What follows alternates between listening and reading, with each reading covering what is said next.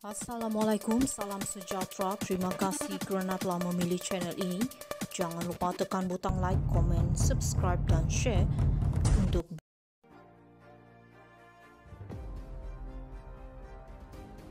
Benarkah pelantikan Perdana Menteri ke-10 tidak mengikuti proses yang betul?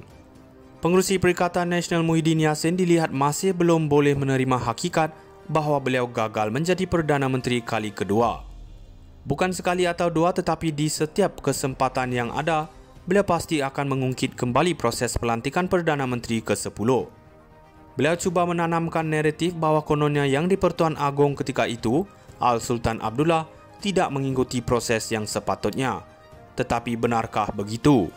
Untuk menilai sendiri apa yang berlangsung di Istana Negara hari kejadian, Setiausaha Agong UMNO Dr. Ashraf Wajdi memberikan penerangan.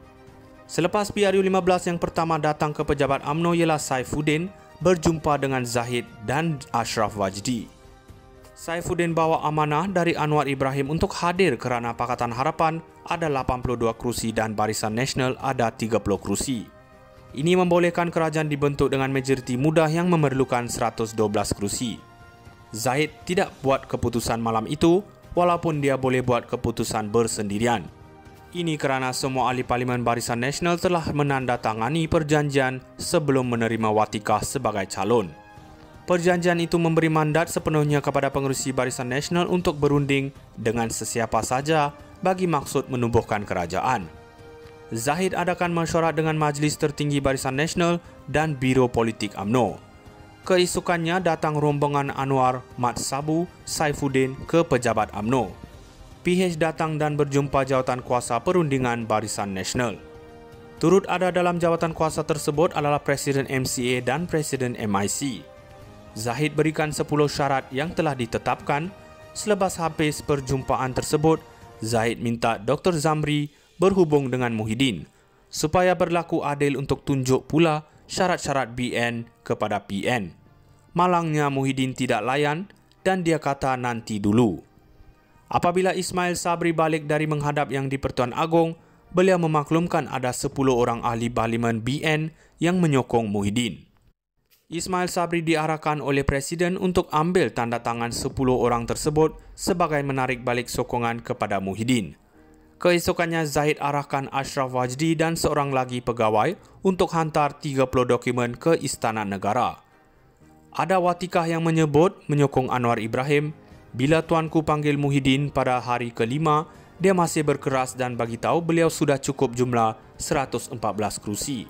Tuanku kata tak boleh terima kerana dari 114 ada MPBN yang juga sokong Anwar Ibrahim. Ada juga 4 orang parti Sarawak yang sign SD sokong Anwar. Dan ada juga yang sign 3 kali. PN hanya tinggal 73 dan tidak cukup. Titah Tuanku cukup-cukup berbala, negara akan hancur jika tidak boleh tubuh kerajaan. Maka Tuanku minta supaya Muhyiddin setuju atau tidak untuk tubuhkan kerajaan perpaduan. Muhyiddin berkeras dan keluar buat sidang media.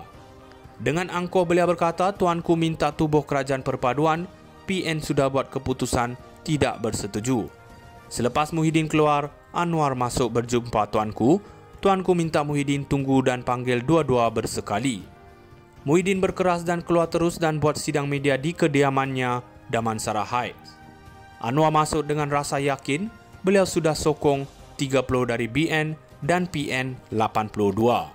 Waktu menghadap, Tuanku titah satu perkara sahaja, tubuhkan kerajaan perpaduan, titik noktakan persengketaan lama. Zahid jawab dengan penuh beradab bahawa Patik boleh bersetuju tapi Patik tidak boleh membuat keputusan seorang. Beri masa Patik berbincang dengan Majlis Tertinggi BN. Nilaikan sendiri apakah benar kenyataan yang sering dibuat oleh Muhyiddin.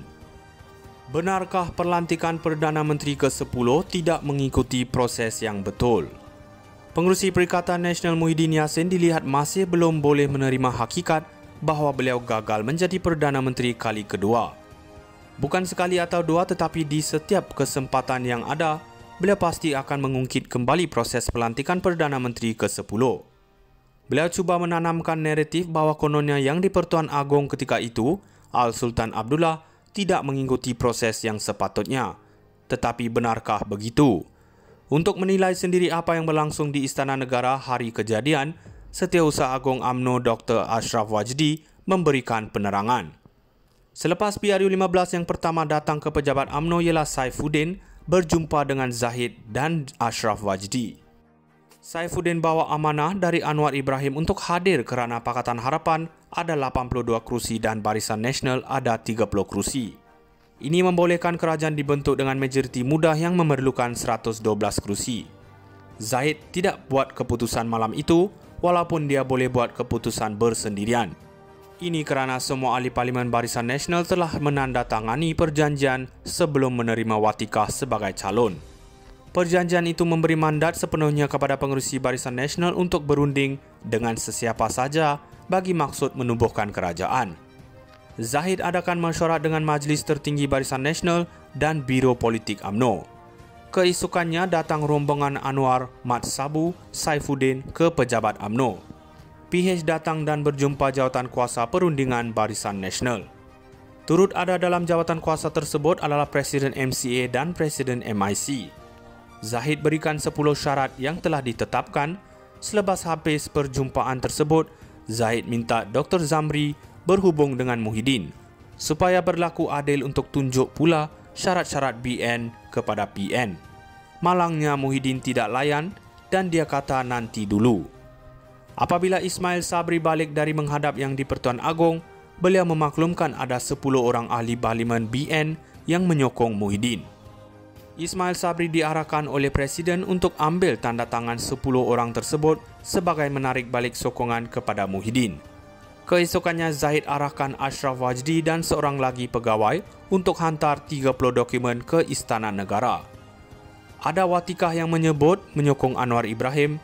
Bila tuanku panggil Muhyiddin pada hari kelima, dia masih berkeras dan bagi tahu beliau sudah cukup jumlah 114 kerusi. Tuanku kata tak boleh terima kerana dari 114 ada MPBN yang juga sokong Anwar Ibrahim. Ada juga 4 orang parti Sarawak yang sign SD sokong Anwar. Dan ada juga yang sign 3 kali. PN hanya tinggal 73 dan tidak cukup. Titah tuanku cukup-cukup berbala, negara akan hancur jika tidak boleh tubuh kerajaan. Maka tuanku minta supaya Muhyiddin setuju atau tidak untuk tubuhkan kerajaan perpaduan. Muhyiddin berkeras dan keluar buat sidang media. Dengan angkuh beliau berkata tuanku minta tubuh kerajaan perpaduan, PN sudah buat keputusan tidak bersetuju. Selepas Muhyiddin keluar, Anwar masuk berjumpa tuanku. Tuanku minta Muhyiddin tunggu dan panggil dua-dua bersekali. Muhyiddin berkeras dan keluar terus dan buat sidang media di kediamannya, Damansara Heights. Anwar masuk dengan rasa yakin beliau sudah sokong 30 dari BN dan PN 82. Waktu menghadap tuanku titah satu perkara sahaja, tubuhkan kerajaan perpaduan, titik noktakan persengketaan lama. Zahid jawab dengan penuh beradab bahawa parti boleh bersetuju